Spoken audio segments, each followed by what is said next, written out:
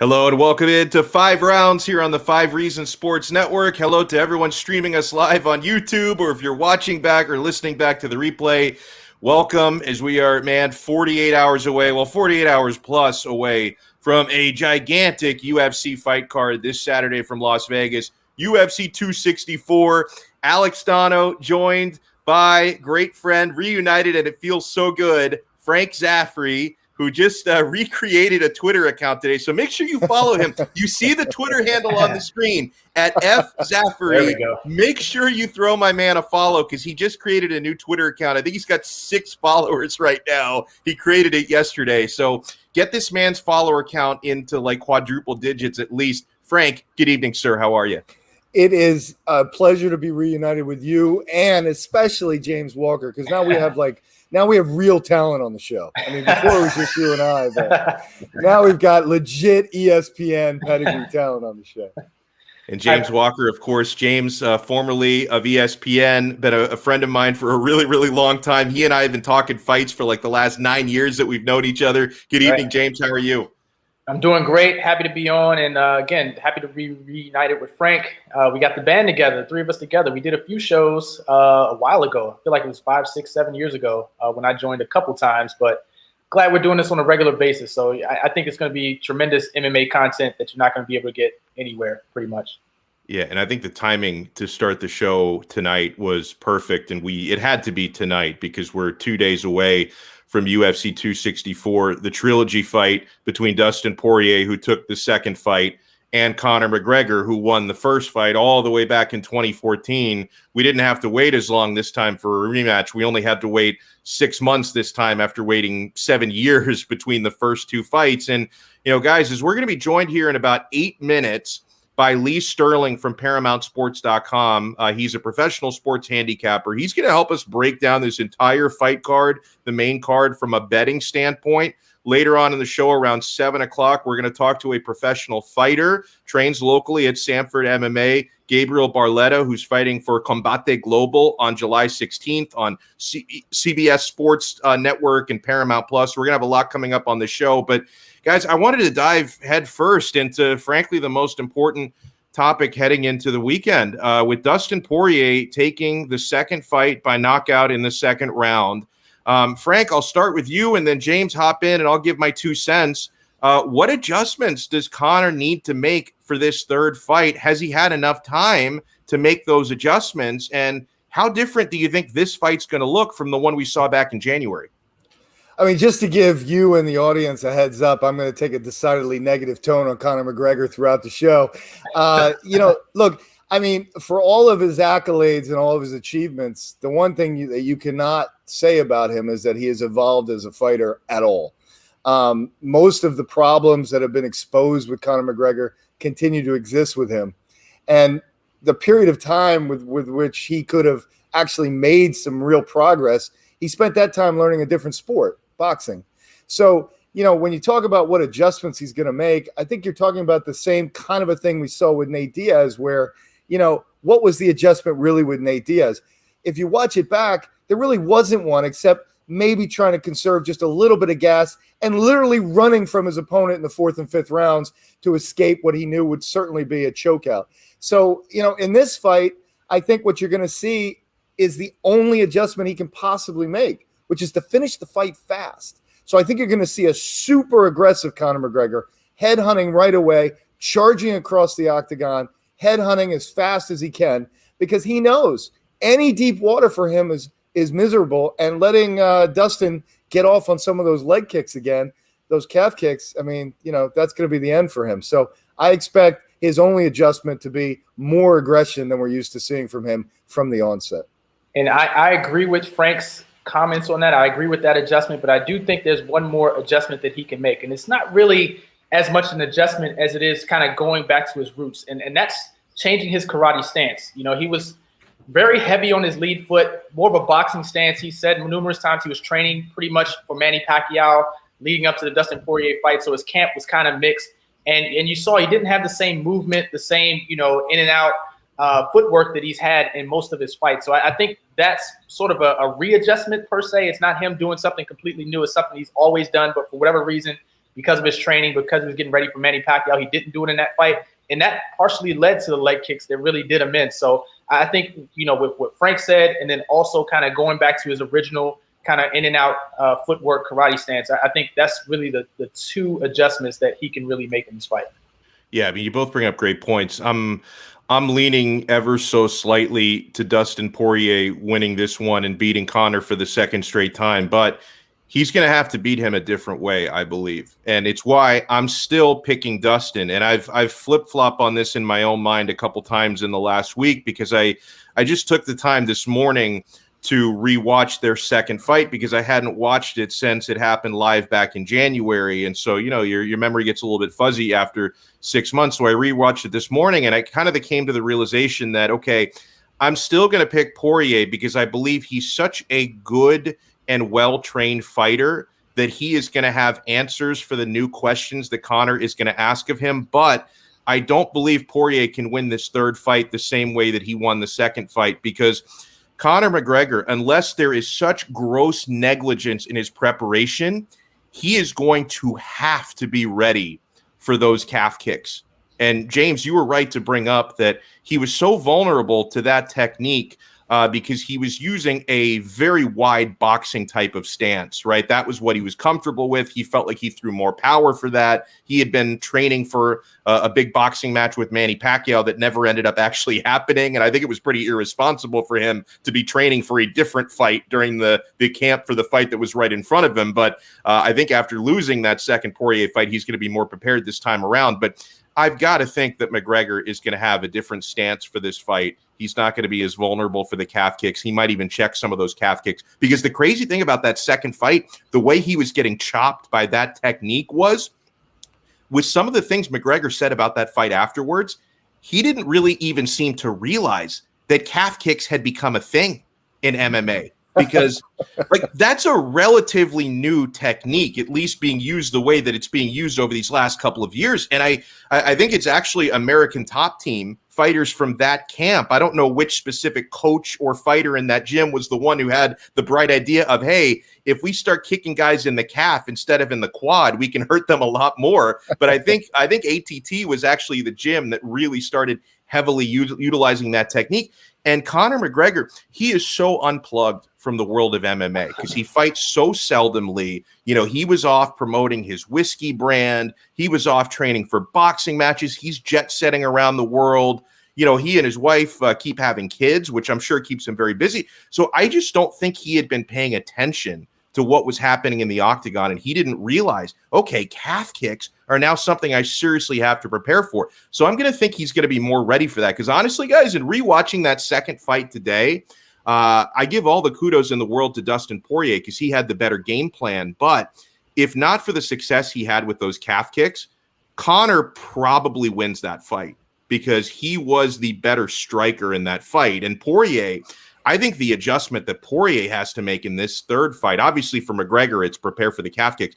The adjustment Poirier has to make is he's got to use the clinch game in his wrestling a lot more because he took down Conor about 30 seconds into the fight. McGregor was able to pop back up relatively quickly because it was early in the fight. He wasn't that tired. But then after that, McGregor was just standing and Poirier was just standing and trading with him. Now, he was able to have success with the calf kicks, but McGregor hurt him about 3 times with left hands. Like, he was landing heavily with his punches. And if not for getting, his legs debilitated by those calf kicks, McGregor might have found the knockout shot eventually. So Poirier, I think he can win this fight again, but he's got to win it a different way because crippling Conor with the calf kicks, I don't think Frank is going to work 2 times in a row.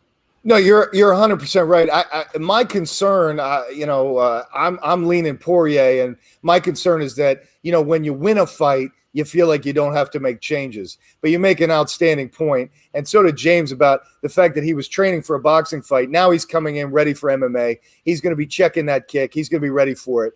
The clinch game, even if he can't take him down, just making Conor work and pressing that gas tank and eliminating his ability to strike him at range, that's the adjustment he has to make. As a winner, as a guy who knocked Conor out in his last fight, he's got to come in with an entirely different game plan. He has brilliant coaches over there. I hope he listened to him because a lot of times when you win a fight, you just feel like you can just cruise in and do the same thing. That's not the case. Could not agree more with that. Absolutely. All right, well, let's bring in our first special guest of this show. This guy's going to help us make some money this weekend. Lee Sterling, ParamountSports.com. Oh, it's nice to see Lee's beautiful face, because usually, when I was doing shows like an Onside Radio and I would talk to Lee, it was just over the phone. You really do have a face for television, Mr. Sterling. How are you? Good. Yeah, I'm at the home office, babysitting the dog as the wife's running some errands, but I'm excited. Actually, some handicappers will tell you, oh, I'm winning left and right. I had an amazing first, I think it's a little over 50 fight cards since they came back. I've actually lost 6 of the last 7. They send all the cards to Alex. So just one of those things where we misread some things, and it happens. And I have a feeling I worked probably the hardest I've ever worked on a card. In this card, probably spent over 20 hours getting ready this week alone. So I think I might have found some things. There's still some tough fights, though, to predict.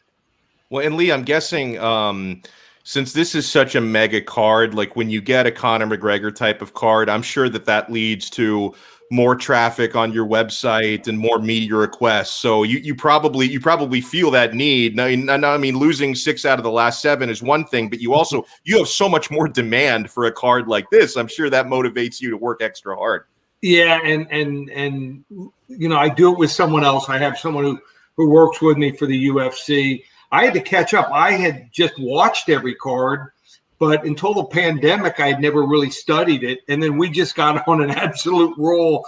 I think we won something like 18 of the first 20 cards. And the one thing I do like, and I'm a little upset it's going to go away, is I like the no audiences, from the fact there was a bunch of guys that I watched that I didn't think were that great. And then you watch them with no audience and you're like, wow, they hit hard. So that aspect I like, because as a handicapper and a bettor, I can study that, and I think glean a little bit more from watching the matches. You guys feel the same way? Yeah. What do you think, James? Yeah, I like the sound you could hear from the punches and the coaching and things like that during the fight. I think that definitely helps. But Lee, I have a question for you. Sure. With trilogy fights, MMA, boxing, and combat sports in general, does the smart money favor the fighter that won the last fight, or the fighter seeking revenge? It's the one that won the last fight. That's what happens. But then again, Conor is so much different than anyone else. For instance, I know some people live in New York City. They said the bars, especially the Irish bars, they'll be in there at like 12 noon just to get seats. Wow. So the public is a different animal. They bet who they know, just like anything else in the NFL and any other sport. In baseball, they bet the Yankees, they bet the Dodgers, teams that they're familiar with, players they're familiar with, and they bet favorites. So this it's a pretty even fight. It's been going back and forth between 110 to 120 for each fighter. So you want to start from a prelim fight I like, or do you want to start? Yeah, if you got a prelim, you've got a prelim. Let's start there. Okay. Ilia Topuria. So I think this guy is elite. Now he's fighting a guy in Ryan Hall who is so unorthodox, maybe the most unorthodox card you'll see on this card or any other card. He can catch anyone, and the fight can be over. But I think Ilia is something special. I think he's eventually going to fight for the title. And if he's smart enough and he stays away from going to the ground, I think he's an elite striker. And take nothing away from Ryan Hall. Has 2 really nice wins against Elkins and BJ Penn. I love his jiu-jitsu, but I like El Matador here. I think they have some big plans for this guy.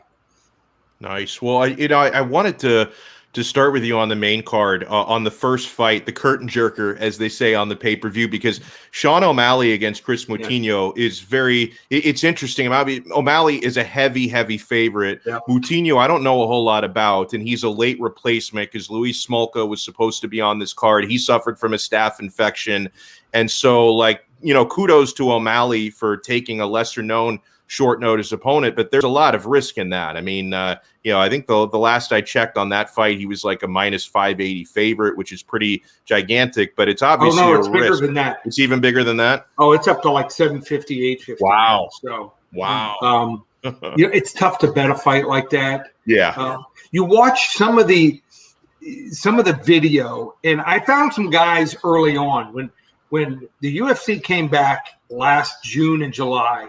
There were some guys that they threw in there that I found some things from the video, but you can't really glean much from his opponents. I think O'Malley takes him out early. This is, whether it's strikes or submission, this is just an absolute mismatch here, and just couldn't come up with a guy on that short a notice that would want to step into the ring with O'Malley. Now, I know the fight that Frank Zaffere is looking forward to most, of course, is Irene Aldana against Yana Kunitskaya, because we always used to joke way back in the day about Frank. He when they had the lesser known female fights, he would take his drink break. But is there anything even when they're better known, But so the gentleman that works for me, he always goes with a sexier fighter. That's if he can't make it. Does that work for him? Well, he's single. He's single, so I have to tell him I have to temper a lot of times what if it's a real tough fight and he really has no opinion.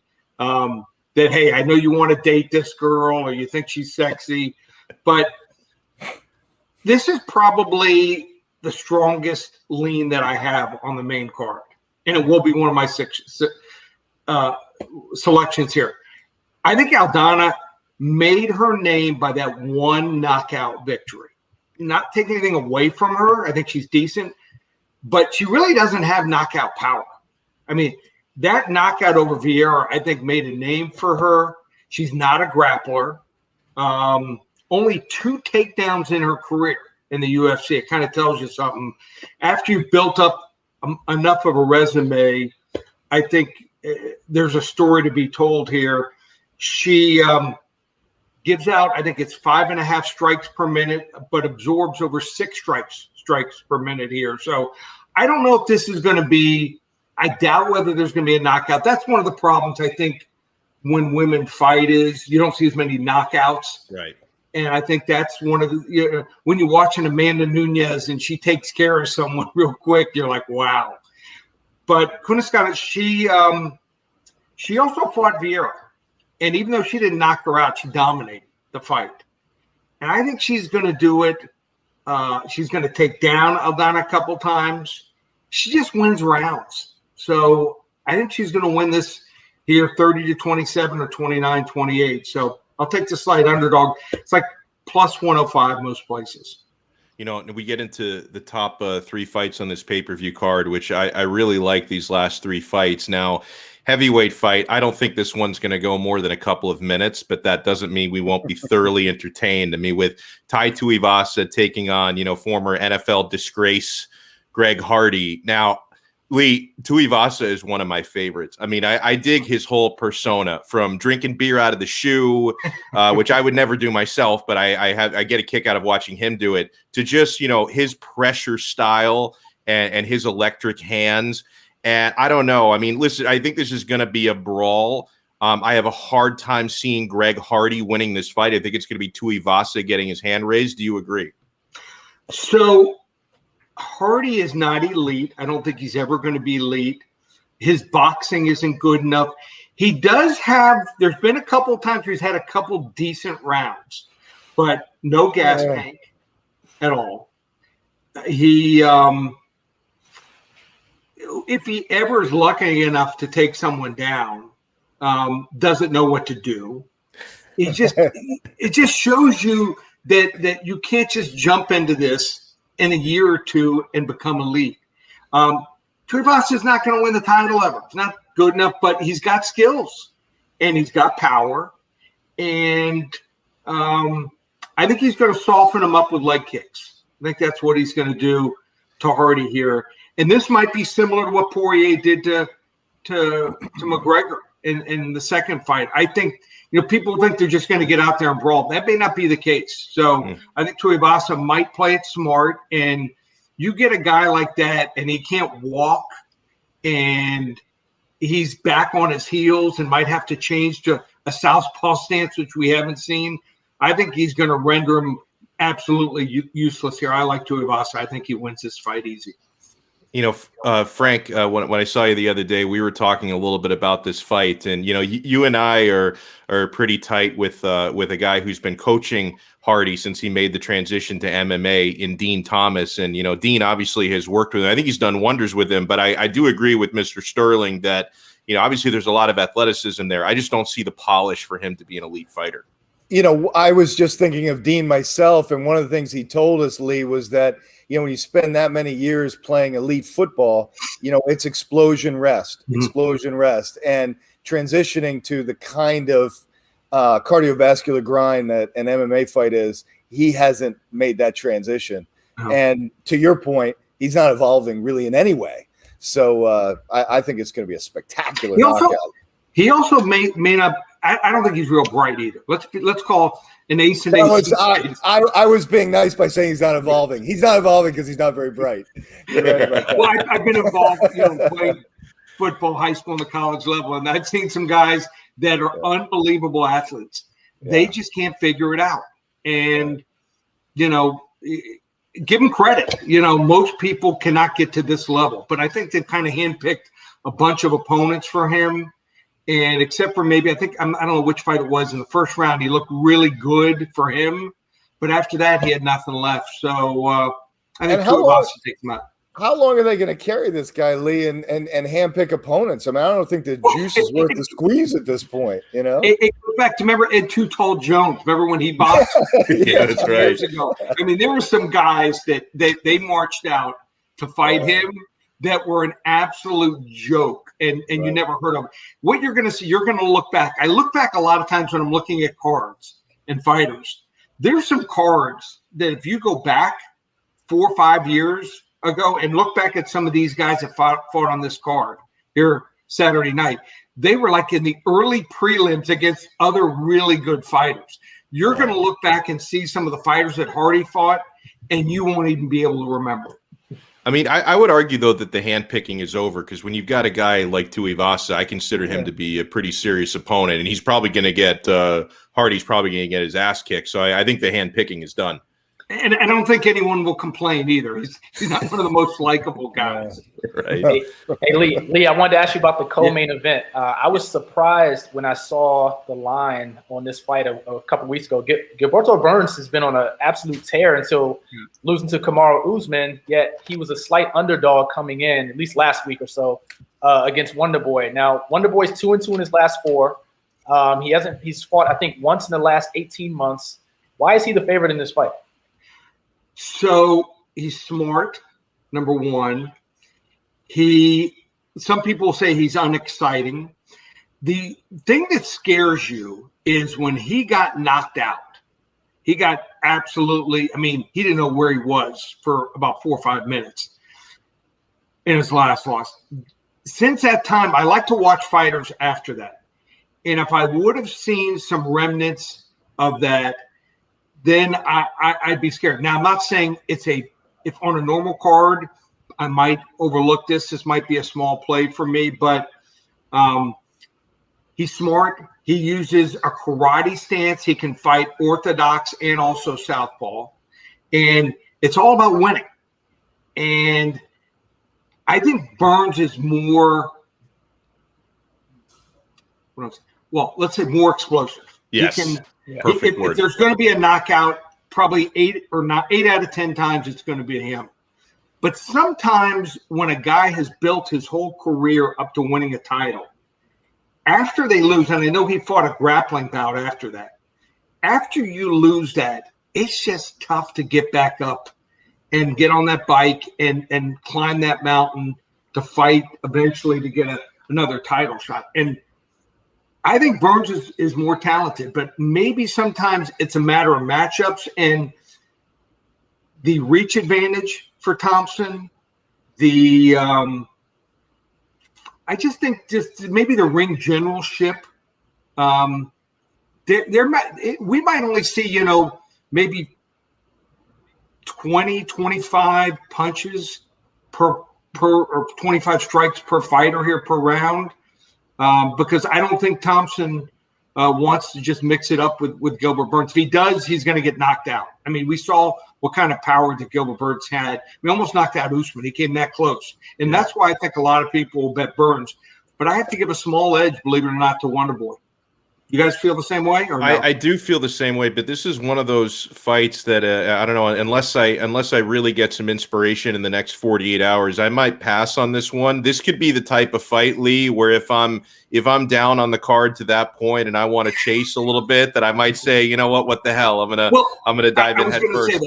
So you guys have to understand, Alex needs action. I do, and if he's up, so that means there's about a 9 out of 10. Shot that he's going to bet this fight here for sure. You're right. You're right. Lee, what Alex needs are parlays. So a parlays. Yeah. I probably play 2 or 3 parlays a year, and that's in every sport. Now I do play some teasers in the NFL. I think there's a way to play some teasers, getting over the 4 key numbers, 3, 4, 6, and 7. But I don't play. Like I said, 2 or 3 parlays a year, and he loves that action. And if he's up, he's going to press, and he's going to try to win big. If he's losing, he's going to try to get back. I've gotten to the point, Lee, where I've got to have action in like every day part, right? Because somewhere in the world, like there's a soccer game happening, in Sweden, at any point in time, and late night there's a soccer game happening somewhere in South America, and there's a cricket game happening in India in the middle of it. Like I need to have every couple of hours, I need some action. Okay, so one of the guys that works at my office on the weekends is an attorney. He answers the phones. He comes because he had 3 girls. Now all his girls are in college and moved away. But he comes and will work in my office and then come to my house and watch games or fights at night. And his bookie once told him, he said, my friend will bet 25 to 35 college games on a Saturday. Wow. And he said to him, his bookie said to him one time, and he bet, but he's wealthy and he only bets 50 to 100 a game. Right. But he said, and this is interesting, and this is why he does it. He says, where can you go and you can bet $50 on one side and win it, $50 on another game and lose, and for all that action for 6-7 hours, play for $5? Makes sense. Yeah, that's true. That's a great point. So I want to get into the main event. Of course, you mentioned a little bit on the Trilogy fight. You might look a little bit more to the guy who won the second fight, and especially there's not been a whole lot of time elapsed here, so it's not like either of these guys are a different, a big difference in their fighting styles because they haven't fought anybody in between. It's only been 6 months. So I'm looking. The odds I'm looking at right now, Lee, have Dustin Poirier, very slight favorite at -120. Conor McGregor at even money. Now, like you mentioned, that might be a little bit deceiving because I'm sure there's a lot more money coming in on Conor because he's the much more famous guy. So how do you see this fight playing out? So one of the things I've done pretty well is I've been able to figure out Conor. And I've gone against him the last couple of fights and don't particularly like his whole, act. He's calmed down a little bit. What's interesting, if you watch the last fight, and I think it was with 2 minutes and 47 seconds to go in the second round. Watch it again.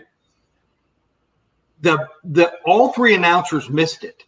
He got hit, and even though he put his hands up, he was done at that point. And then they talked about how Dustin hit him with a right. Most people, even going back over it, don't realize. Go back over it and watch it. He was done at that point. He obviously needs to change his stance. He needs to have.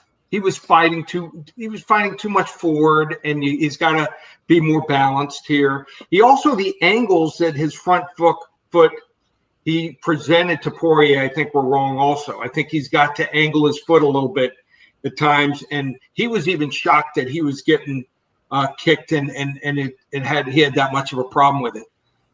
I think both fighters are going to change their whole game plan for this fight. But I think, believe it or not, and people who know me are shocked, I think Conor's going to find a way to win this fight. Wow. Yeah. I think he's going to find a way. I don't think he's elite anymore. I think the shine is off of him. And I think Dustin overall is a better fighter. And I love Dustin in the last fight. I just think that it's sometimes that motivation. Moreno, the champion from Mexico. I don't know if you heard him, and Conor's not going to train like he did. He trained for 6 months, didn't take a day off. Wow. I think Conor's going to be motivated, and I think his staff they're going to find something, and sometimes that motivation is enough, and his power is elite. I mean, his left is elite. Lee, am I wrong, though? If you pretend like you don't know their personalities, you don't know their history, you just have records. Yeah. You got a 500 fighter since 2016 with huge periods of inactivity, and you've got a guy who's won 6 of his last 7 fights and was the interim lightweight champion. You know, I mean, when you look at it that way, do I affect your decision making in any way? At first, I love Dustin. I'm like, I'm going to go with Dustin. I watched both fights. I have a feeling that Conor's trained a little harder than in the past.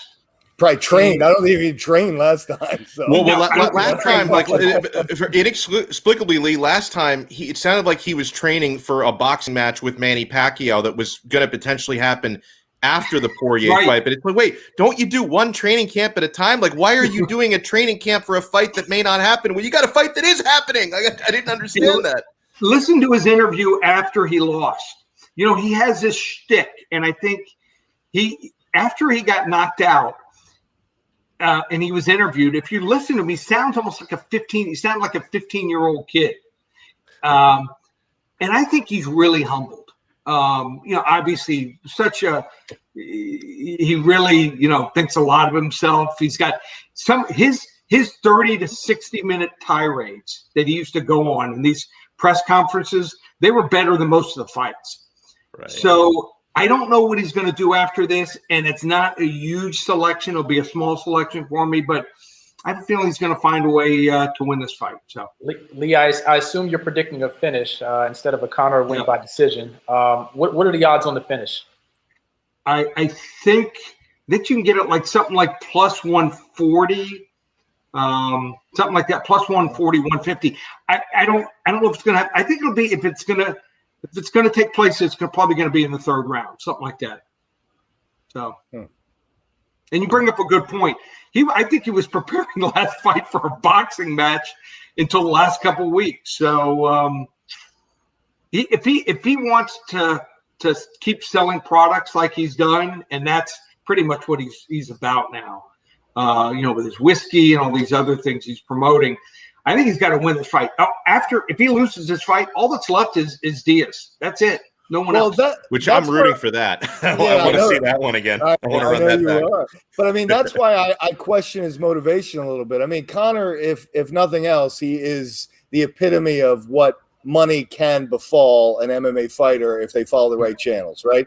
And win or lose, he's got the trilogy with Nate Diaz, which will sell, and he will get paid every bit as much as he's getting paid this Saturday, win or lose. Right. So, I'm not sure where that motivation is. I think he wants to fight for the title again. I think that's what his motivation is. I'm not sure he's going to do it. Like I said, the top 2 fights, I probably, if there was another card, they might even make, the selections I give to my clients or bet myself. So, just the way I see it, sometimes you have to kind of read between the lines. I'm playing. I never say this often, but I'm playing a hunch here that Conor somehow finds a way to win. I can understand it. I mean, I'm still leaning to Dustin, but after rewatching their second fight this week, I still like Lee. I don't think Dustin can win the fight the same way, because I don't think he even wins that second fight if not for the debilitating calf kicks. So if I'm to assume McGregor is going to be more prepared for those calf kicks, I think this time Dustin is going to have to be really sharp with his clinch game and his wrestling to wear him down, because I don't think Dustin's going to be able to beat him in the striking, because with the hands, McGregor was getting the better with him. It was the calf kicks that were the difference in that fight. Yeah, so should be fun. So I've enjoyed talking to you guys. And, awesome. Thank you very much. When we do it again, hopefully end up in the plus here and break an all-time losing streak. I don't think I've ever lost 6 out of 7 weeks in any sport at any time. And this is my 28th year. So I'm determined to end it here. Well, I know the Slump Buster is coming, so huge shout out and thanks to Lee Sterling. His website is ParamountSports.com. He doesn't pay us to come on. We don't pay him to come on. We love his insights, so make sure you check him out. And Lee, let people know how they can sign up on your site, man, because I want to make sure we get you some business this week. Just check it out right now. We've got the fights up 7 selections, $47. If I don't win, you get the next 3 selections for free. Nice. I'm pretty positive I'm going to come through here, and I do hockey, which ended actually. I think that in one site there was a little over 900 guys. We ended up number 1 in the country in hockey. Baseball started slow, but coming on the last month, hitting over 62% in baseball, and that's playing only an average of a minus 112 favorite. Basketball was a good season, and football, I don't think there's anyone that touched my numbers. You can go to covers.com.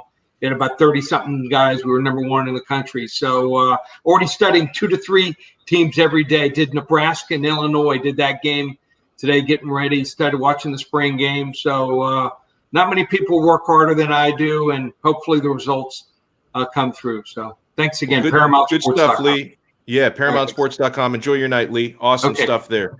So I like this question, guys, that came in from Sean Quinn. Does Conor retire if he loses the trilogy to Poirier? With all the money he's made, what is there left to prove in the UFC? Yeah, I mean, he certainly has retirement wealth, you know, when you compare him to most people on planet Earth. So, I mean, James, what do you think? Because personally, I don't think he retires after this one, win or lose.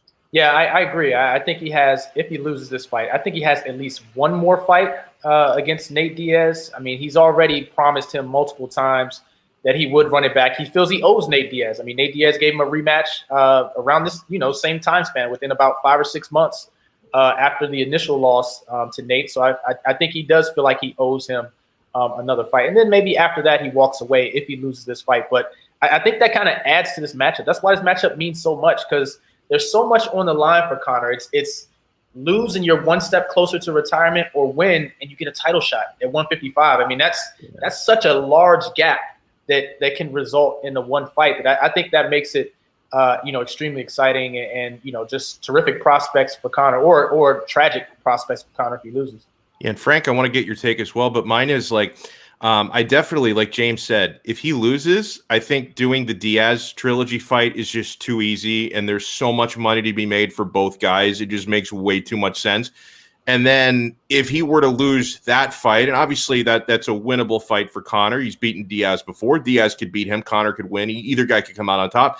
Like, I think it could be years before Conor truly walks away. Like, for Conor, I think walking away from combat sports would be the same way Floyd Mayweather walked away, where he's going to turn up every couple of years, because guys, like, combat sports has changed so much where, yeah, obviously you've got a reputable organization like the UFC that puts on serious fights, but there's money to be made, for fighting for an organization like Triller. Like, he could end up fighting one of those Paul brothers, and both of them have called him out. Like, Conor McGregor could he could lose his next 2 MMA fights, and then he could still make $50 million fighting Jake Paul in a couple of years. So I don't know if we'll see him truly walk away till he's in his 40s, if I'm being honest here. What do you think, Frank?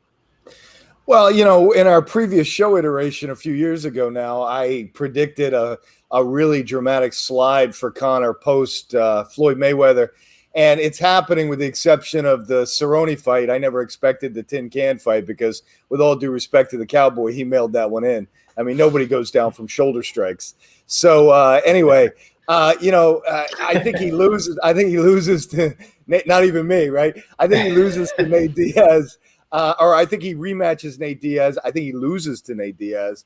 And then I think he chases the title and he goes back to the division where, quite frankly, he had the advantage. I mean, I think he goes back to featherweight where he was extraordinarily strong and long and big for the division. And I think he chases gold there because I think he would like to step away with gold. And I think that's his best opportunity to do it. When I think about Conor's career, his manifest destiny, his, beyond, ambition, and narcissism that I could go into all these upper weight classes. The thing we're seeing at 155 is the fighters are too big.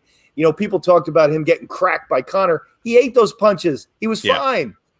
Dustin's a bigger guy, especially now at 155. I mean, he's a 180-pound guy. I don't know how Conor, he ever fought. He fought at 145, and I don't know how he ever did that. Yeah, size is a real thing, guys. I mean, so at 180 pounds cutting down, he puts the weight back on. He's a big man. Conor's 165 soaking wet.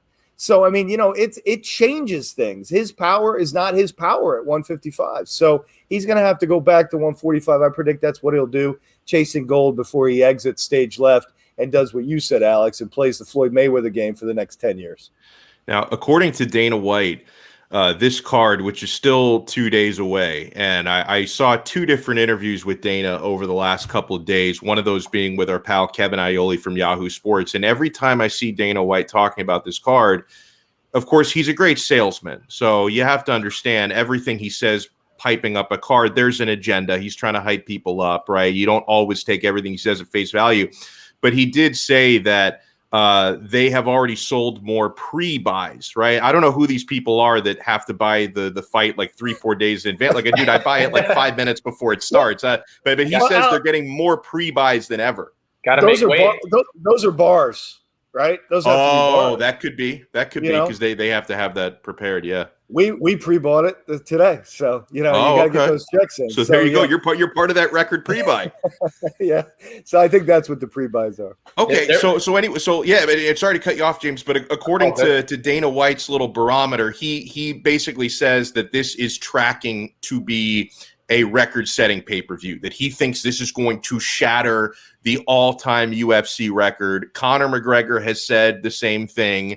Now, the all-time record, for reference, I'm sure all 3 of us and probably everybody watching and listening to this watch that fight because it was gigantic, was Khabib Nurmagomedov versus Conor McGregor about 3 years ago in Las Vegas. That set the all-time UFC record for 2.4 million pay-per-view buys, and actually all 3 of the top 3 selling fights ever have all involved Conor McGregor. So obviously he's got a penchant for setting records. But do you think this fight, James, is the big one that's going to break that Khabib record? I think it'll get close, but I think there's a couple mitigating factors against it happening. For starters, Khabib is a bigger star than Poirier is. That's one thing. Khabib was bringing his audience too. And it wasn't just Conor coming into that fight. It was both stars coming together. Stars were aligning, and both were bringing their audience, and that hit 2.4 million buys. The second thing is I don't think Conor is as big a star in MMA today than he was going into the Khabib fight. Now, he has more money. I think more people know him. But in terms of people wanting to see him fight, I think more people wanted to see him fight 4 years ago, coming off the Floyd Mayweather, boxing match, coming off the performance he had at MSG, when he had his hands behind his back and became double champ and knocked out Eddie Alvarez. I think there's more of a clamoring to see him fight then versus coming off a knockout loss. So it's going to get close. It could hit 2 million. I don't think it'll hit 2.5 million. And on top of that, let's consider the prices just went up in January. That's right. That's why I'm a little more broke than I was before January. Yeah, they're $70 now, as opposed to what was it, $59.99 at the time, or $60 before. So maybe that plays a little factor into it as well. So I think there's a couple things working against it to where it'll get close, but probably won't break the record. What do you think, Frank? James, not just, you bring up a great point about the price, but it's not just the price. It's you gotta jump through hoops now. You've got to be a subscriber of ESPN Plus, and then you've got to do the, so there's an added barrier there that I don't think existed on the Khabib fight. Certainly existed in the first Poirier fight, but I would agree with both of you that Poirier is just not the celebrity. I love Dustin Poirier, but he is just not the celebrity. I think what drove the first fight was not Dustin Poirier. It was just the fact that Conor was back and fighting someone legitimate. Yeah. But now that he's lost to him, I think the luster is off of this. And I think this is going to give us a great indication that some of the shine is off of the Conor McGregor star. It will be resurrected when he fights Nate Diaz, because I think we all agree that's a certainty.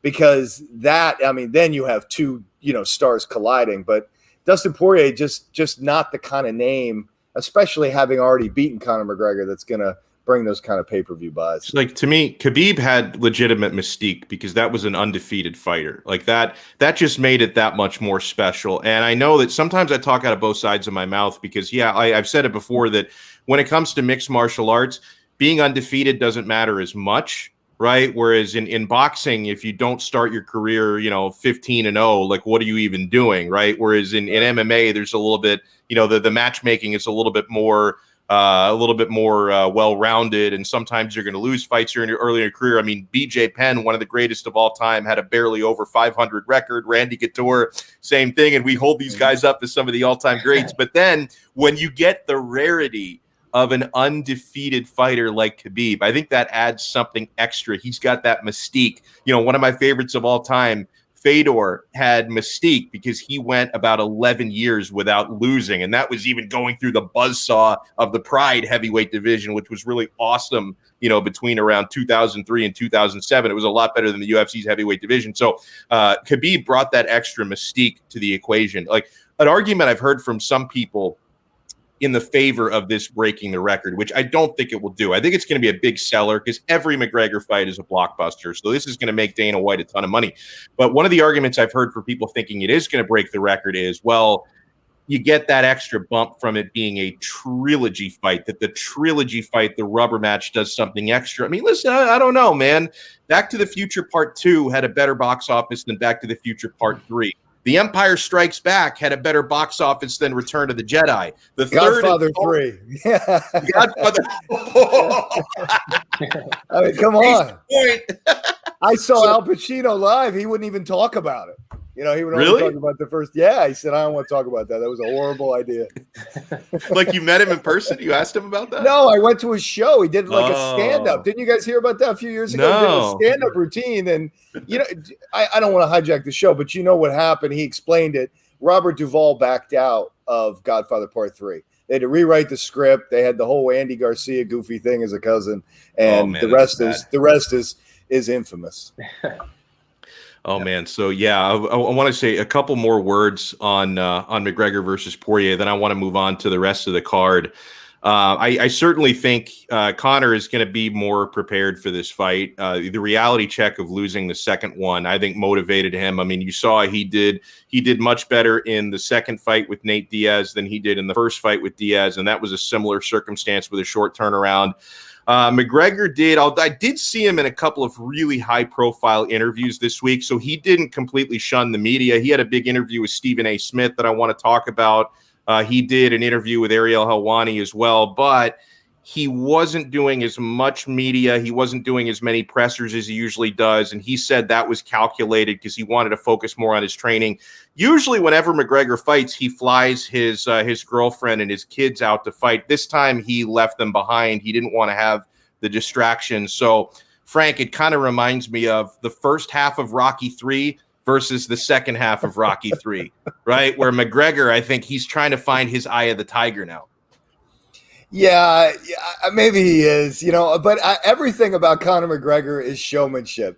He's trying to make money. He's trying to sell pay-per-views. And so, creating this allure that, this is serious. I think it's all staged. I really do. I just have a hard time taking anything that he does seriously in terms of it really meaning something relative to his training. Although I will give credit to the fact that, and James brought it up earlier in the show, I mean, he was 100% training. He had 100% been training for boxing, and it just was ill prepared for what he was going to face. I'm sure he's corrected that, but I guarantee you his cardio is not any better. I guarantee it.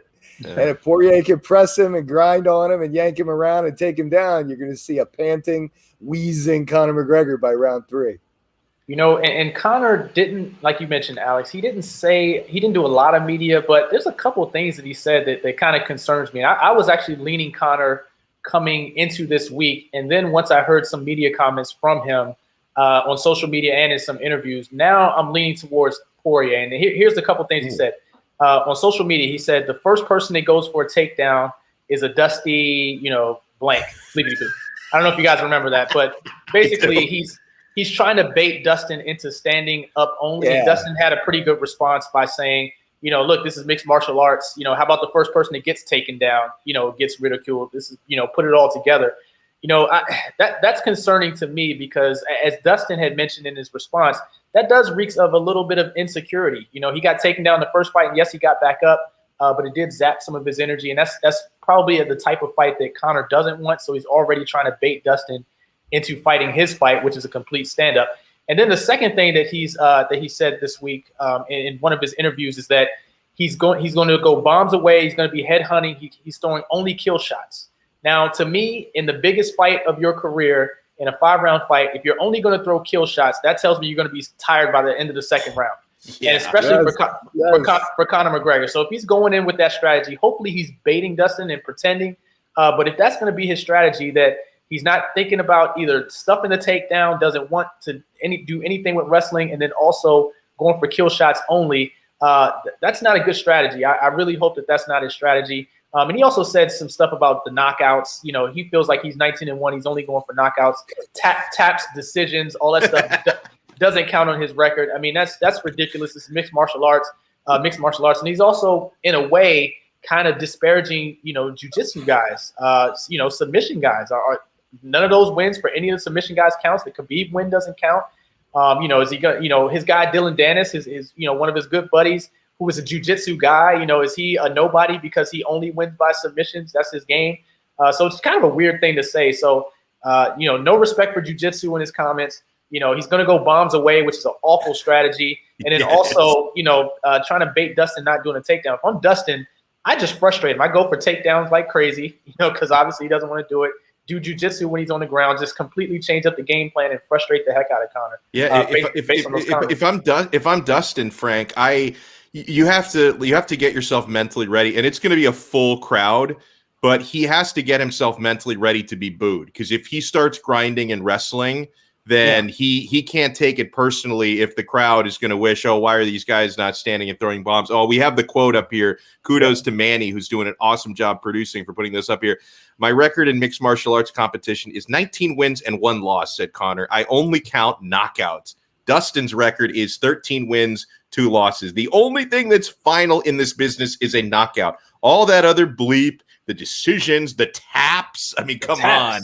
That bleep means nothing to me. I am coming to take a man's head off. So, yeah, he wants us to forget that time against Nate Diaz where he quit, where he was looking for any excuse to tap out. He wants us to forget about that one, Frank. Well, talking about taking a man's head off, if left unattended by a referee, both Nate Diaz and Khabib would have left with his head.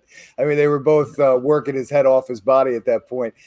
Conor, I want to talk about what James was saying because, in Conor's comments, it's really insightful because, Conor used to win by telling you what he was going to do to you and making you angry, breaking you before the fight happened. It's what happened to Jose Aldo. Jose Aldo was so mad that he just came out and swung for the fences and got caught. And that was really his game. He beat you a la Mike Tyson before you ever got in there. That shines off. So now, as you pointed out, now he's got to say other things. Now he's going to say, what's the expression? I'm old. So dusty, if you try to take me down, Dusty B. I won't say dusty, whatever. But or I'm going to be headhunting, whatever. I think now he's just got to try to throw misdirection, which is so obvious to Dustin. And Dustin's such a mature fighter. He's been through it. He's not rattled by any of this stuff. He's going to go do what he's going to do. If they boo him, fine. He's leaving with money and a victory, and that's all he cares about. So the co-main event to me, guys, is pretty fascinating. Gilbert Burns, who recently fought for the title and actually hurt Kamaru Usman before Usman came back and finished him in highlight reel fashion. But Burns, really explosive, heavy-handed, dangerous fighter. And he's going up against Stephen Wonderboy Thompson. And like you, James, when I was looking at the betting odds and I pulled him up again, and yeah, Wonderboy still is a slight favorite in this fight, actually a bigger favorite than he was the other day. He's minus 170 now as Stephen Wonderboy Thompson. The thinking there is if Wonderboy can turn this into a chess match, that he can outpoint Burns with his reach and with his difficult to solve stance, because Wonderboy, and he uses more of that. It's kind of like watching Lyoto Machida, 10 years ago, where he uses more of that sideways karate style stance, uses a lot more distance, doesn't really keep you within punching range, and he is the longer fighter here than Gilbert Burns. So if Wonderboy can stick to his game plan, for the duration of this 5-round fight, then yeah, he could probably frustrate and outpoint Gilbert Burns. Whereas for Burns, by all means, he has got to get inside and land his pocket. So I think we're going to know pretty early in this fight, within the first 2 rounds, if Burns isn't having success darting inside the pocket and touching Wonderboy's chin, because he's got that fight-ending power, Burns. But if early on he's not able to get inside Wonderboy's reach and Wonderboy's stance, I think it's going to be a really long, frustrating night for him. And I think eventually he's going to tire out and get frustrated. So Wonderboy has to execute his game plan to a T. Now, if either guy is going to stop this fight, like Lee Sterling said, it's more likely to be Gilbert Burns. I think if Wonderboy is going to win this fight, probably it's going to be by decision. I see this fight clearly. Maybe it's just me. I feel like I'm in the minority. I'm shocked that Gilbert Burns is the underdog here. This is actually my pick of the card. I like Burns plus money, in this fight. I just don't – in a 3-round fight, I feel like this favors Burns, where he can go pedal to the metal, doesn't have to worry about rounds 4, doesn't have to worry about rounds 5. And the way Kamaru Usman has performed after the Burns fight, leading up to the Burns fight, to me, that makes Burns even that more formidable to me. When you see Kamaru Usman pretty much starching everybody in his division except Gilbert Burns, that was his toughest fight. Well, I guess you could say Colby Covington was his toughest fight, but at least in the past year, Burns was his toughest fight.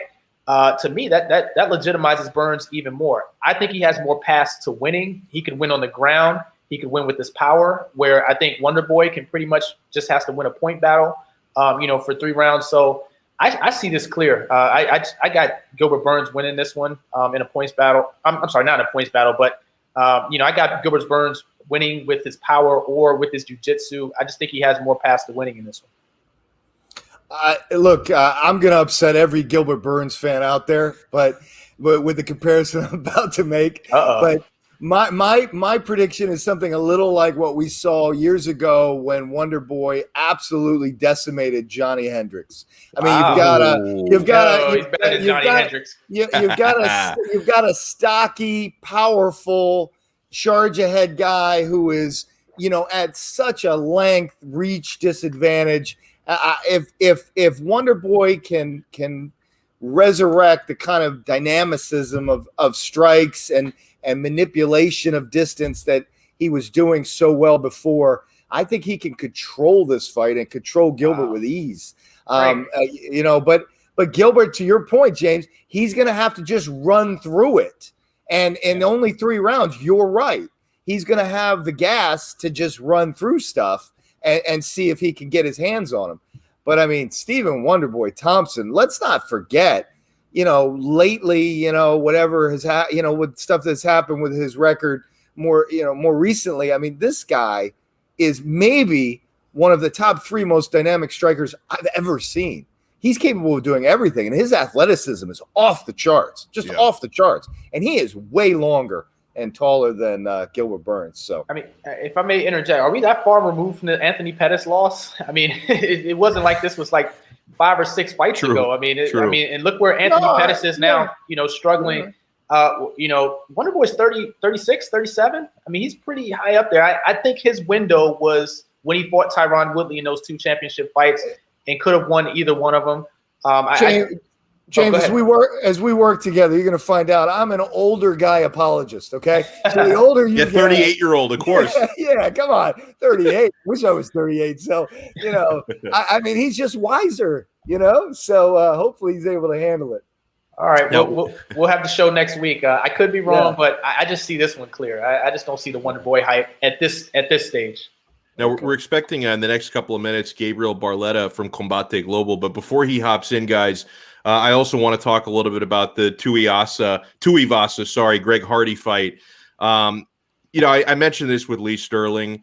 I'm expecting Tuivasa to win this fight. I think he can win a brawl. I mean, Sterling thought, maybe Tuivasa would turn this more into a technical clinic, and I think he's got the skills for that. I just don't really think he has the DNA for that. I think Tuivasa is a little bit of a brawler. I mean, he can certainly soften up Hardy with calf kicks and leg kicks, and I would advise that strategy because if you can take mobility away from that monster, that's only going to help you, right? And Tuivasa, to me, he's also incredibly durable in winning firefights because Greg Hardy, a little bit very athletic, but a little bit wild. Like he's going to favor power over technique. And if they get into any wild exchanges, Tuivasa can either dodge his punch and land an immediate counter, or he could even walk right through a punch and just, put one of those cinder block fists of his right onto your chin. So I think, I don't think this fight is going to go more than 2 full rounds. I see a finish happening in the first or second round, and I see Tuivasa getting his hand raised, and hopefully this time around, because they're fighting in Las Vegas, because the last 2 times that Tuivasa fought and won, they were on Fight Island in Abu Dhabi in United Arab Emirates.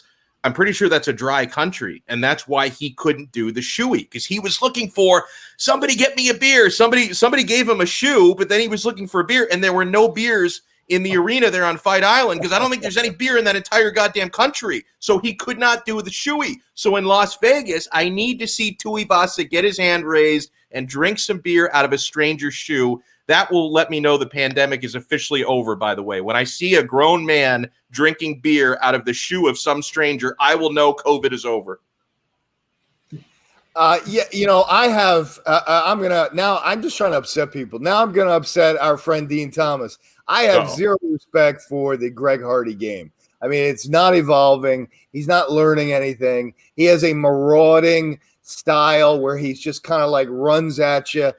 He doesn't protect his chin at all. And therein lies the problem for him Saturday night, because if you've got 2 brawlers, one of whom knows how to strike. The other is a guy who's just kind of running at you helter-skelter. It is going to be this knockout could be for the ages. If you're going to watch a fight Saturday night, watch this fight. It's going to end in the first round about 2 minutes in, and Greg Hardy, they're going to be sewing his head back on. I mean, that's how bad this knockout's going to be. Wow, I agree with the style matchup. I do think this is a tough matchup for Hardy. And just quick note, I actually covered Hardy's first amateur fight. It was in Fort Pierce years ago.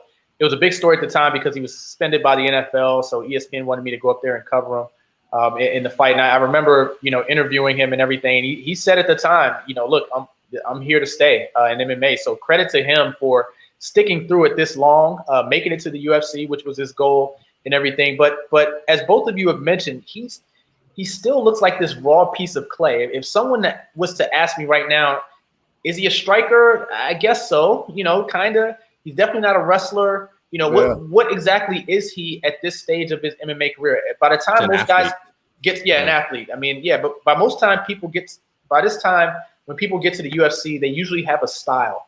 I don't think Greg Hardy has a style yet. And maybe he'll never get it. Maybe it was just too late, to start. Doesn't mean, that he can't win fights. But I think for him to really take the next level, to get to the next level, he's going to have to figure out exactly what he is before he gets into the octagon, as opposed to just kind of waddling through fights and trying to win any way he can. Guys, now that we have this UFC 264 stuff out of the way, can we talk about the real big story of the week? Do you see Nick Diaz? Nick Diaz might be ending his, what has it been, a 6-year absence from the octagon? So Dana White sounds pretty optimistic this time that Nick Diaz is going to be back in September. It's like a week after my birthday, so I may have to fly out to Vegas for this card because who knows, I may have to wait another 6 years to see Nick Diaz if I don't watch this fight live.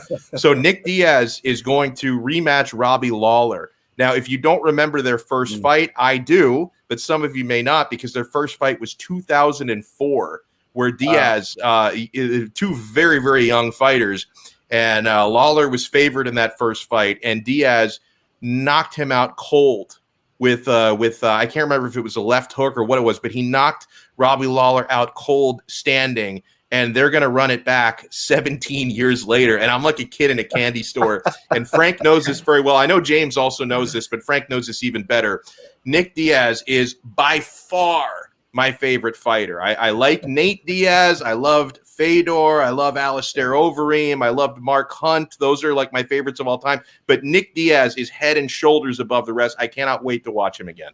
And it's going to be, and I feel sorry for Robbie Lawler because, I mean, Nick Diaz's inactivity means that he hasn't absorbed. I mean, think about the punishment that Robbie Lawler has absorbed. Oh, my God. Like, how is that guy still standing up? And he had this renaissance in the UFC with American Top Team. And then he had that Rory McDonald fight. Like, oh, my God.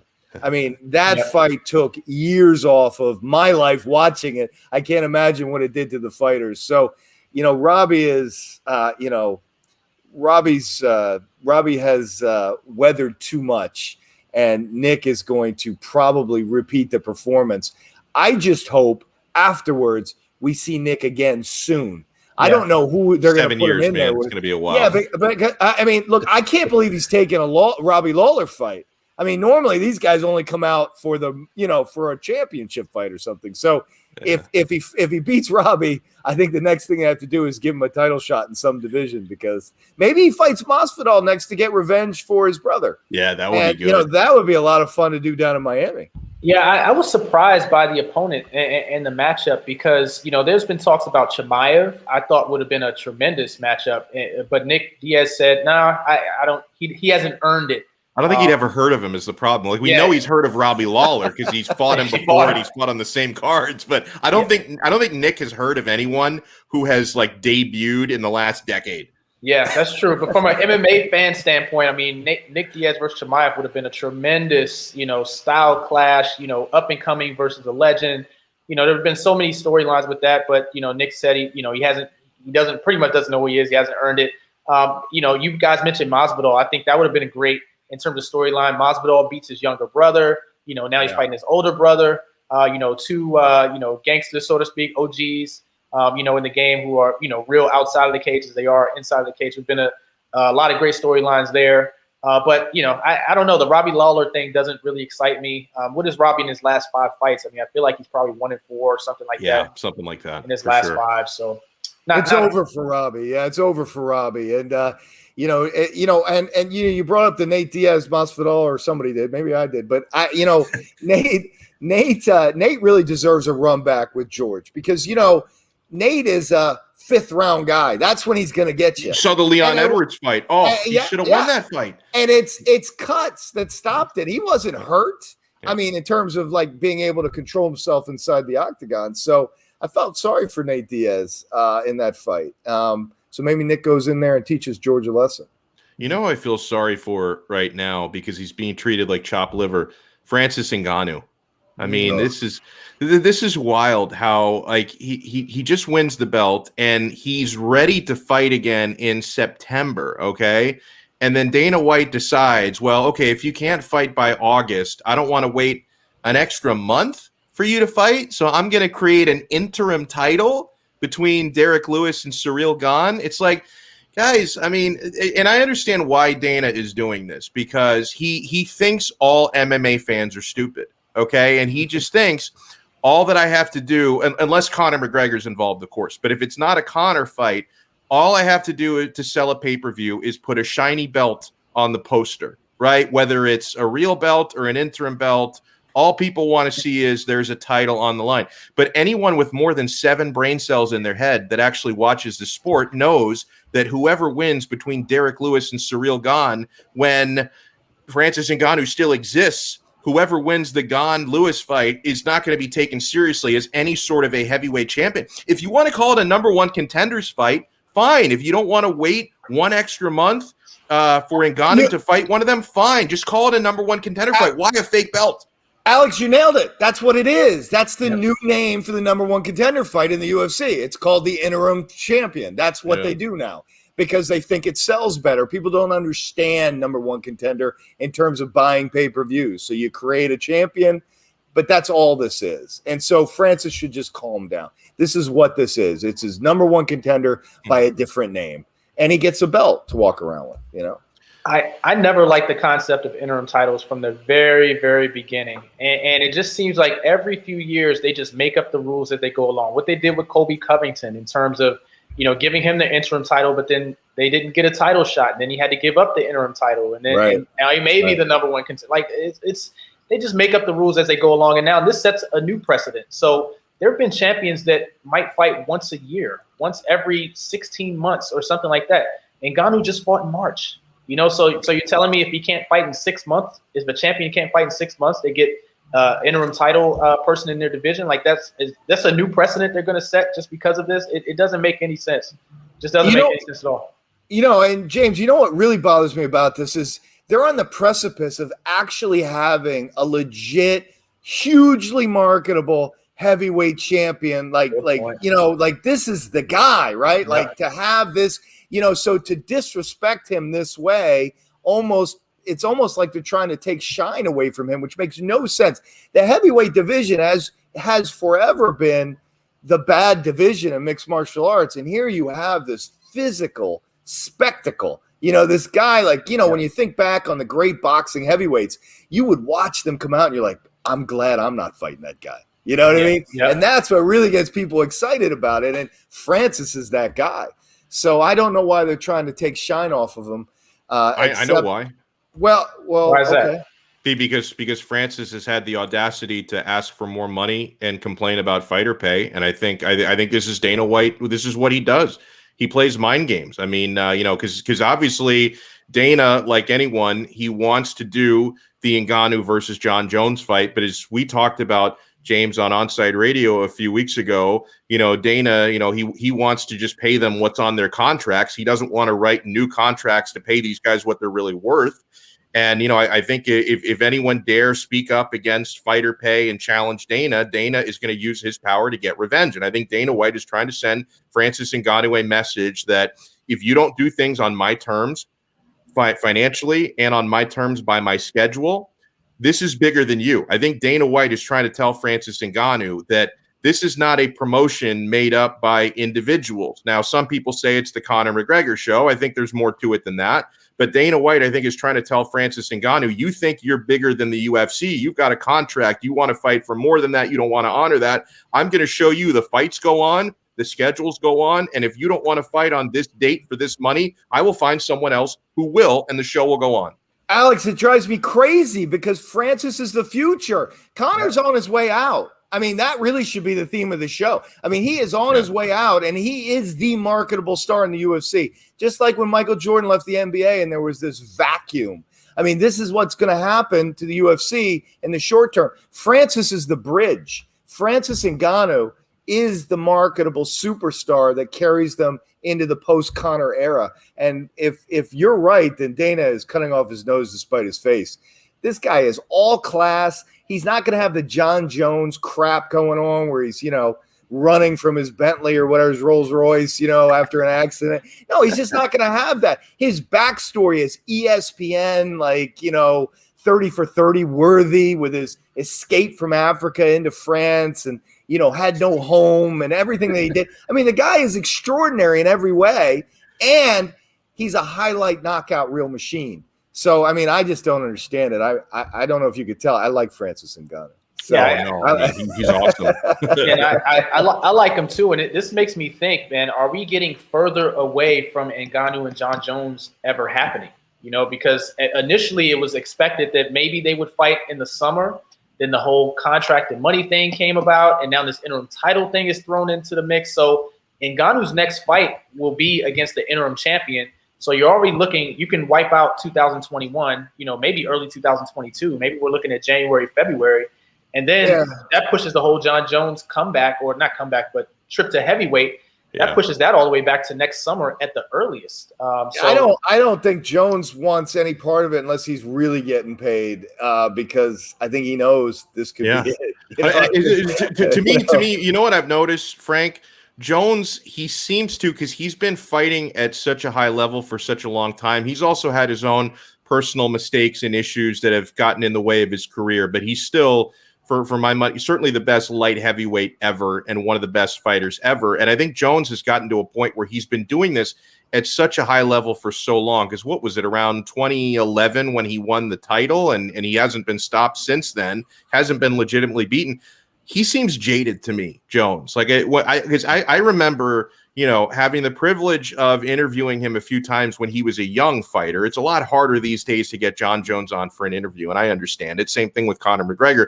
But I remember interviewing Jones many times, like before he really hit the big time, and he seemed like such a company man, right? Like Dana White asked me to jump. I asked him how high. Like, oh, I'm just happy to be here.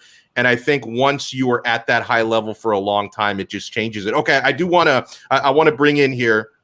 We don't have a whole lot of time left, but I do want to bring in our next special guest who I'm really looking forward to watching. And I love the guys who train locally. He trains at Sanford MMA. Gabriel Barletta joins us now here on 5 Rounds. Oh, dude, I love the beard, man. You look like you're ready to go. How are you, Gabriel? Thank you so much for taking some time. Hey, man, thank you guys for having me. This is like the war beard. Us fighters get a little rugged as fight time comes close. So, yeah, don't worry. I'm still showering and still conditioning, shampoo, beard balm. Any sponsors that want to just throw me a beard balm, by all means, this thing's getting a little out of hand. Listen, I don't have to smell you, so I wouldn't be offended if you weren't showering. But yeah, you're a little over a week away from your fight, July 16th on Combate Global, and that fight, it's going to be accessible to everybody, man, through CBS Sports, Paramount Plus. There's a Spanish broadcast for that as well. So how you feeling, man? Are you ready for this? Because you're almost at go time. How's the training camp gone? Oh, it's gone phenomenal. I got the call a little more than 2 weeks out, but I'm always training hard. I live locally, like you said. I live in South Florida. I train with some of the best guys in the business. And the old saying goes, stay ready so you don't have to get ready. And these are great opportunities, and I didn't really need a big camp because I was fishing for a fight, in early June. Didn't really come through. Got the wind that, Combate was going to do their pretty much super series of fights. Pretty much they've been doing crazy fights every week, pretty much. So got on the card and was really fortunate for the opportunity at hand. Excited to showcase my skills. Gabriel, if I'm not mistaken, you're on a 2-fight winning streak. What's going right for you during this run as you try to go for 3 in a row? Just evolving the game, maturing, in and outside of the training room. Really just staying consistent as everything goes. Just chipping away, realizing that this game is a marathon. The guys that make it to the top at the younger age, a lot of them don't last. You see a lot of guys get the title at 27, 28 years old, and they're not the guys that have the long reigns. I'm in this for longevity. I want to build a legacy in the sport. So I'm prepared to take whatever route I have to accomplish the goals that I set out for myself as a young man. And this is just one more step towards them. You have any expectations for your opponent you're going to be taking on, Jair Perez? Have you had a chance to study him? What are you expecting? I have. Like we said, it wasn't an 8-week camp or a 12-week camp, which I don't really care for. And in COVID times, you have to be prepared because shows will fall apart, opponents will change. You guys know how it's been. So I know that he's a very game opponent. We have the same record on paper. He's fought most of his fights down south in Mexico and some good promotions as well. He's coming. He's coming ready. He didn't fly all the way out here to take an L to some kid across the way. So I'm preparing for that. I'm preparing for the old Julio Cesar Chavez Mexican warrior style. That I'm sure he's watching a lot of Canelo coming in here. He's coming in ready to take me out. So I'm doing the same. I'm doing the same. I'm not expecting it to go to the final bell. It's a shorter camp for both of us. It's a big opportunity, a lot of eyes, and my expectations are someone's getting finished, and it's not going to be me. Gabriel, what's it like training at Sanford MMA?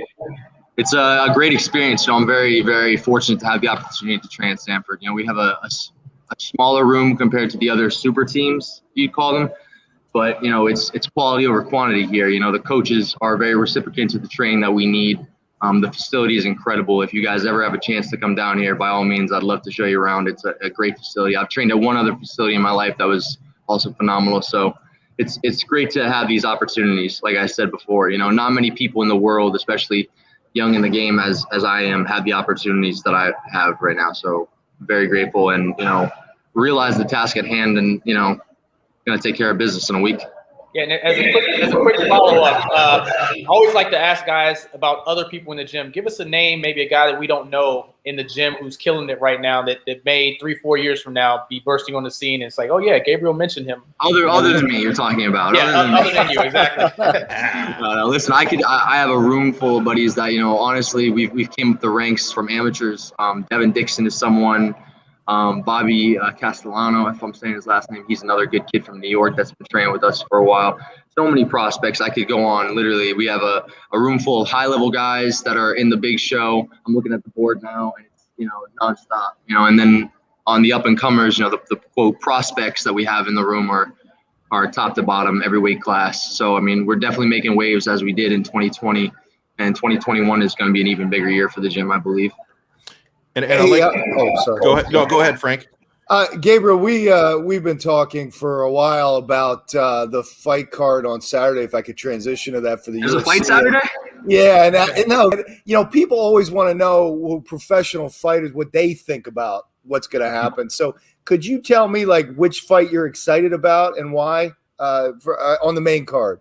On the main card, yeah, I was gonna say my dog is Omari Akhmedov against Brad Tavares. I think that's a sleeper right there. I think if you're gonna parlay and you're gonna take a risk, stay away from Conor. The odds are too close, and plus DP's got that calf kick that everyone's talking about. So I would pick Omari over Brad.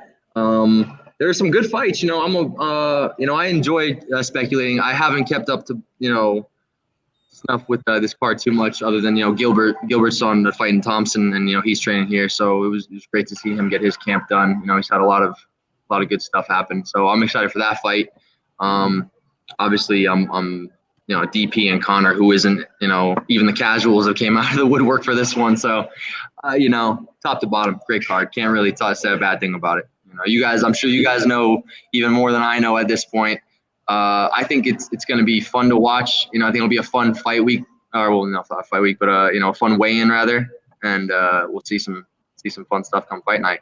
Gabriel, I'd love your insight as a fighter, because you mentioned the calf kicks, which they've really become popular over the last couple of years. Growing up on this sport, I don't really remember that technique a whole lot until recently. It's become this secret weapon. You know what? And Henderson's been throwing that for years. People seem to. I don't know how he doesn't get it. Someone gave someone else. Joe Rogan's been screwing it up. I'm gonna call that guy, because he's been talking about this calf kick like it's brand new. I remember watching him fight Pettis in the WEC, throwing that calf kick. And I was thinking, you never see this in traditional kickboxing, Muay Thai, because those guys check everything. MMA has that different stance that allows the weight on the front leg to get taken out like that. You get wrestlers that are, about to penetrate and take that big forward step. That's where this calf kick has really changed the game. And obviously karate stances are more exposed to it. Conor was all, the stance. But in reality, that's a kick you read in the fight. That's not something I'm going to come out and calf kick the guy, unless you're Justin Gaethje. You just don't care about your shins. You just really have to set it up. You have to put the guy in the right area. Otherwise, if you try and calf kick someone, it's like you could be Anderson Silva or Chris Weidman. It's a low inside kick or a low outside kick. Those are the worst part to connect. If you've ever taken one, take my word on it. With shin pads, it sucks. Yeah, I hope I never take one. And that's the thing. I'm over here. Come on. I'm good. We'll come down to the camp and you can show the three of us. Right. We got a few guys that are pretty solid at it. Oh, man. So, listen, Gabriel, I'm so glad you could take some time for us. I want to give you the opportunity to send a message to the fans out there. I mean, guys, this is, not all of them, but a lot of our viewers are in South Florida. This is a hometown guy here. What can the fans expect from you next week? Fireworks, man. The Florida man's coming out to play. Look at this beard. This is something that you'd Google out of my beard.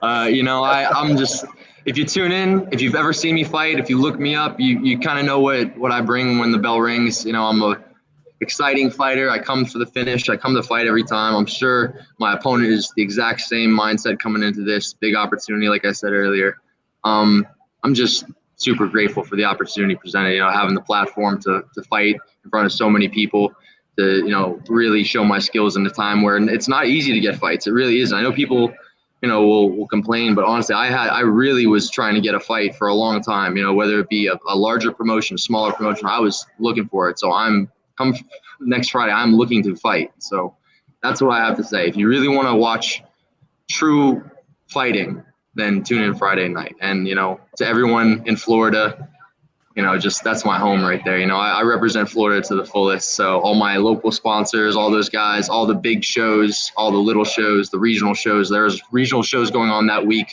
amateur shows going on that week.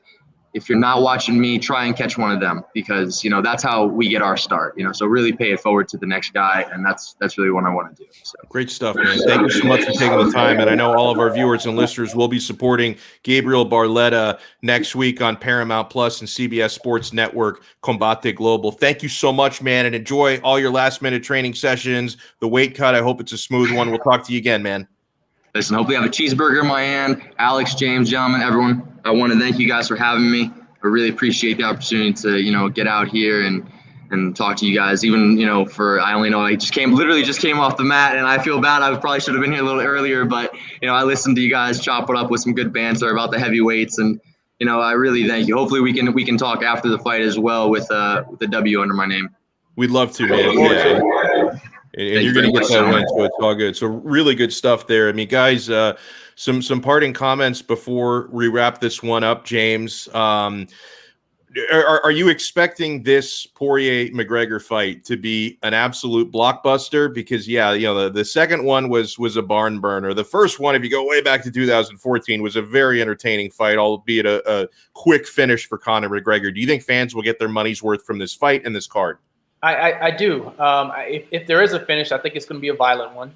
So, it could be quick and violent, or it can be a long, drawn-out, main event. I always like the longer fights for the better fights. I want to see Conor in round 4 and round 5. Does he? How does he adjust? I want to see Poirier. I want to see both guys hurting. Both guys testing their heart. See who really wants it. That's the kind of fight that I want to see. But if it's a quick knockout, in the first or second round, I mean, that's just as shocking no matter, who gets the victory in that one. So I don't see how this can't be an exciting fight, considering the two guys. I mean, look, I know we've talked a lot of the negatives about Conor, but in terms of positive about Conor, when has he ever had a boring fight? He's never – I can't remember any boring fight that he's had. So, yeah, I mean, I think you always get your money's worth when Conor's in the octagon, win or lose. I'm picking Poirier by a little bit, by a little edge. I'm leaning Poirier in this one, but I think fans will definitely get their money's worth. What about you, Frank? Money's worth? Yeah, because, you get your money's worth when you see knockouts, and I think you're liable to see at least 2. Greg Hardy's head rolling off the canvas, and I think you might see a knockout in the main event. And then, the co-main, you're seeing, one of the up-and-coming superstars in the UFC today, and Gilbert Burns against maybe the best striker or one of the best strikers we've ever seen in the UFC, albeit, as James pointed out, a little long in the tooth. So, I don't see how you lose on this one. And I'm super excited about it also because normally when you have Conor McGregor at the top of the card, they mail it in with the rest of the fights, But this time they gave us some meat on the bone, which I really appreciate, because for $70 and an ESPN Plus subscription, I want meat on the bone. So I'm excited. This is definitely one to pay for.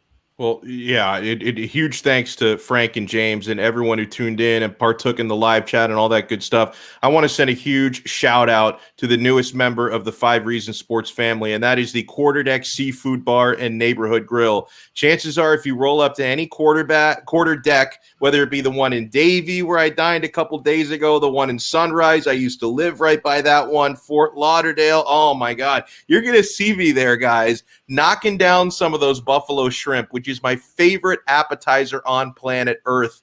And I have become addicted at Quarterdeck. And this is something, when I first started dining at Quarterdeck, like 11, 12 years ago, this was not even an option there. The sushi, and this is not a new thing. They've had sushi for the last 6 or 7 years, but I have become absolutely addicted to it. I love the build your own poke bowls. I love the Mike's creative sushi rolls. Everything is so good at the Quarterdeck. And sometimes, my God, sometimes I just feel like a cheeseburger. And they do a great job with that as well. The seafood is fresh and delicious. The burgers and sandwiches are awesome. In fact, when I was out at the Quarterdeck Davie this past Tuesday, I had the new menu item, which is the jerk chicken sandwich, and it was spicy, and I'm a man's man. Like, I like my food. You ask me how spicy I want it, I say, well, how spicy can you make it? And they made it really, really spicy, and it was absolutely great. You knock it down with some cold beer. You finish up your meal with the key lime cheesecake. Oh, you always want to save room for dessert, my friends.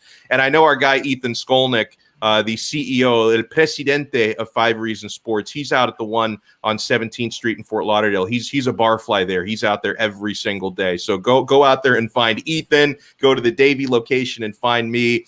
Quarterdeck, this is what we say, my friends, the Quarterdeck Seafood Bar and Neighborhood Grill. This is where you come for the food and stay for the fun. And it's also a great place to watch the UFC pay-per-view events. And Frank, they're going to have it out there this Saturday, right? They're going to have UFC 264.